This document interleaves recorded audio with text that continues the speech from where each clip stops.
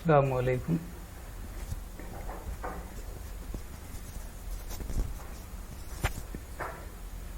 Dear students, आज हम बात कर रहे हैं एक्सरसाइज 8.4 क्वेश्चन नंबर 5 पर। और यहाँ पर कहा जा रहा है कि prove the following identities where the angles involved are acute angles for which the expression are defined. पहला हमारा क्वेश्चन है cosec theta minus cot theta whole square equal to 1 minus cos theta upon 1 plus cos theta. ये हमें prove करना है। देखें इसका solution. तो सबसे पहले हम लेफ्ट हैंड साइड उठाते हैं इस चीज को। लेफ्ट हैंड साइड से हम देखते हैं, यहां से इसको उठाते हैं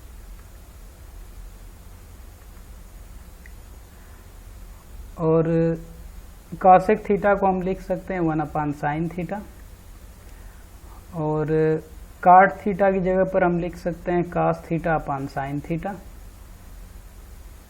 और उसके बाद एलसीएम साइन थीटा, तो ये ऊपर हो जाएगा 1 minus cos theta whole square, 1 minus cos theta, और ये नीचे साइन थीटा, ये भी होल साइन स्क्वायर थीटा होगा स्क्वायर की वजह से।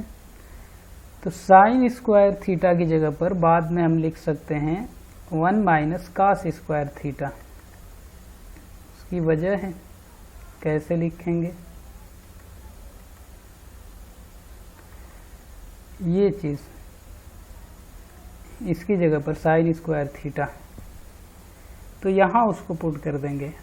अब अगर ये होल स्क्वायर है तो इसको हम 2 बार लिख सकते हैं, 1 minus cos theta 1 minus cos theta, और नीचे जो 1 माइनस कास स्क्वायर थीटा है इसका मतलब ये A square minus B square बनेगा, जो होता है 1 minus cos theta 1 plus cos theta, A plus B A minus B.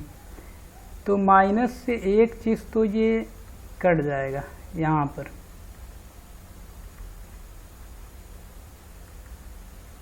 और वो जब कैंसिल हो जाएगा, ये जब कट जाएगा तो हमें बचेगा क्या, 1 minus cos theta 1 plus cos theta. यही हमारी राइट हैंड साइड है, इसी को प्रूव करना था। नेक्स्ट क्वेश्चन देखते हैं 4 वाला। 1 प्लस सेक ए अपान सेक ए, और हमें लाना है साइन स्क्वायर है 1 माइनस कास से। तो हम उठा लेते हैं राइट हैंड साइड को, इस साइड को हम ले लेते हैं राइट हैंड साइड को। यहाँ पर साइन स्क्वायर है 1 माइनस, अब साइन स्क्वायर ए की जगह पर अभी हमने लिखा था 1 माइनस कास स्क्वायर है, तो उसको यहाँ पर हम लिख लेंगे, और नीचे 1 माइनस कास से ऑलरेडी मौजूद है। फिर ये ऊपर का जो होगा ए स्क्वायर माइनस बी स्क्वायर की तरह जाएगा, 1 माइनस कास है 1 प्लस कास है, तो इस तरह ये तो कैंसिल हो जाएगा, इसको हम कैंसिल कर देंगे इससे। अब हमारे पास बचा 1 प्लस कास से, और हमें लाना क्या है यहाँ पर 1 प्लस सेक ए अपान सेक ए लाना है। तो कास को हम चेंज कर देंगे सेक के फॉर्म में, तो कास का अपोजिट सेक होता है, तो कास की जगह पर लिखना होगा तो उसका भी अपोजिट हम करेंगे। तो कास के अपोजिट में लिखने के लिए हमें कास की तरह से अगर उसको लिखना है तो 1 अपान सेक ए हमें लिखना होगा, और उसके बाद फिर जब एलसीएम हम लेंगे तो यहाँ पर अपान 1 लिखेंगे, तो उसके बाद ये इधर मल्टीप्लाई होगा, तो सेक ए प्लस 1 हो जाएगा, या 1 प्लस सेक ए, और नीचे सेक ए ऑलरेडी है, तो वो चीज़ यहाँ पर आ जाएगी हमारी लेफ्ट हैंड साइड। ये भी समझ में आया होगा। और इसका ला देख लेते हैं, ये 8 है मान लीजिए लास्ट, बाकी आपको अपने आप सॉल्व करना होगा। यहाँ पर sign A plus cos A के whole square plus cos A plus sec के whole square equal to 7 plus ten square है प्लस कॉट स्क्वायर है, ये हमें लाना है। तो यहाँ पर भी हम लेफ्ट हैंड साइड ले लेंगे और इसको एक्सपेंड करते हैं। जैसे A plus B whole square होता है, तो यहाँ पर देखिए sine square A cosec square A plus 2 sine A cosec A, ये इसका हो गया। और फिर इसका करेंगे तो cos square A sec square A plus 2 cos A sec A, ये हो जाएगा हमारा। अब यहाँ पर साइन स्क्वायर है प्लस कॉसेक स्क्वायर है प्लस 2 यहाँ पर जो लिखा है, यहाँ पर जो 2 लिखा है वो इस वजह से कि कॉसेक का अगर हम अपोजिट करेंगे तो हो जाएगा 1/sin है, और साइन से साइन कैंसिल जब हो जाएगा तो हमारा 2 बच जाएगा, इसलिए यहाँ पर 2 लिखा है। सेम यही चीज़ यहाँ पर भी अप्लाई होगी। सेक को हम चेंज कर सकते हैं काट के फॉर्म में, तो लिखेंगे इंटू 1/cos है, और cos से cos से कैंसिल हो जाएगा तो यहाँ पर भी 2 बच जाएगा, इसलिए यहाँ पर भी 2 लिखा हुआ है।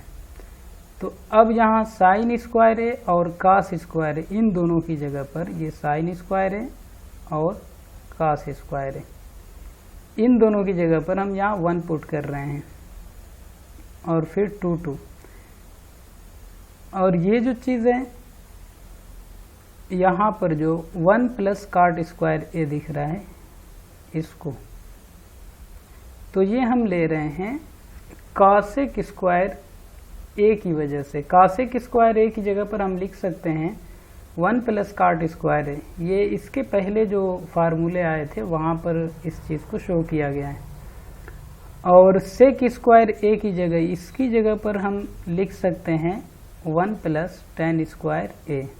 ठीक, अब यहाँ पर इन सब को ऐड करते हैं, 1 2 3 2 5 1 6 और 1 7 यहाँ पर आ चुका है, और ये हमको लाना था tan स्क्वायर है cot स्क्वायर है, दोनों यहाँ पर आ चुका है, इसको यहाँ पर लिख लेंगे। यही हमारी राइट हैंड साइड थी, यही लाना था हमने, ये प्रूव हो गया। इसके अलावा एक चीज़ एक्स्ट्रा जो मैं दिखाना चाहता हूँ वो इसलिए कि इसमें अक्सर लोग कंफ्यूज हो जाते हैं जब एंगल चेंज करके पूछता है रेशोज़ निकालने के लिए। ये आपके साथ भी हो सकता है और हुआ होगा, और ये बहुत आसान है, समझिए। साइन ए के लिए हम क्या लिखेंगे, तो सबसे पहले यहाँ पर हमें मालूम है साइन ए के लिए हम क्या यूज़ कर सकते हैं, तो साइन ए हमारा होता है P/H, P/H। अब P/H के लिए हम क्या यूज़ करेंगे, किसको P मानेंगे, किसको H मानेंगे। यहाँ पर A लिया गया है, ये A, तो जो एंगल लिया जाता है उसके सामने ये जो एंगल लिया गया है तो इसके सामने ये वाली लाइन आएगी, ये, और एंगल के सामने जो लाइन होती है उसको परपेंडिकुलर कहते हैं। तो यहाँ साइन ए लिया गया, इसलिए इस एंगल के लिए जो ये एंगल हमारा, इसके लिए परपेंडिकुलर हमारा BC होगा। तो ये P हमारा मिल गया 4 अपान, और H तो यही साइड रहेगी, ये कभी चेंज नहीं होती, एंगल भले बदल जाए लेकिन ये H कभी चेंज नहीं होता, तो ये 5 होगी। तो ये हमारा हो गया P/H का मतलब 4/5। लेकिन जो यहाँ पर पूछा